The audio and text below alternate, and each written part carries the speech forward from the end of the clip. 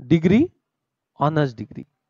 आता बऱ्याचशा मी USA बद्दल बोलायचं झालं, अमेरिका, तिथल्या बऱ्याचशा युनिव्हर्सिटीज आजही इंडियातनं जर मुलं बाहेर पाठवायची असतील आपल्या किंवा तिकडे आपल्याला शिकायला जायचं असेल तर तिकडे 12+4 लागतं.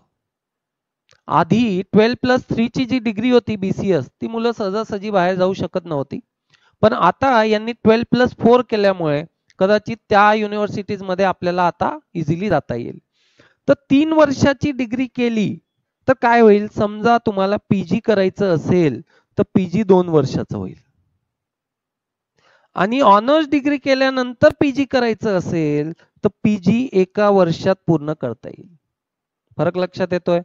तर आता डिग्री मध्ये जास्त वेळ द्यायचा की PG पोस्ट ग्रॅज्युएशन मध्ये, म्हणजे ग्रॅज्युएशन आणि पोस्ट ग्रॅज्युएशन वेळ नेमका कुठे जास्त द्यायचा त्याचा विचार आपल्याला करायला लागेल.